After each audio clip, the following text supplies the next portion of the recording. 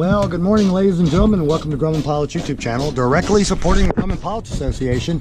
And we're in the middle of an annual on Dan Baisley's airplane, and I want to call this out. Most of your outboard shoulder bolts, and including your inboard shoulder bolts, they're a 9/16 head. And so when you see something a little larger, we have to check the torque, because you'll notice the anti-torque paint has moved and it has fallen off. So what we wanted to do is we wanted to make sure that it was still at torque. And so we went and got the larger wrench, 5/8. That didn't do it. 11/6 didn't do it. 3/4 did it. So it's a much larger bolt. No, it's just a standard bolt.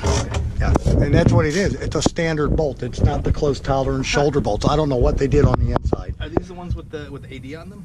No, that's in there. So what I think they did is they put a bolt in back here.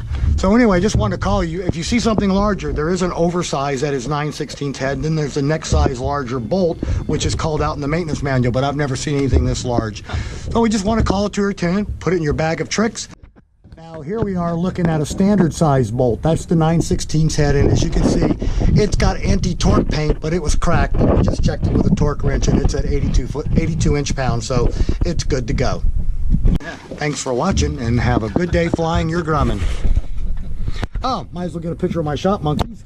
We have Mark Matthews of the Grumman Gang and Dan Baisley of Boeing.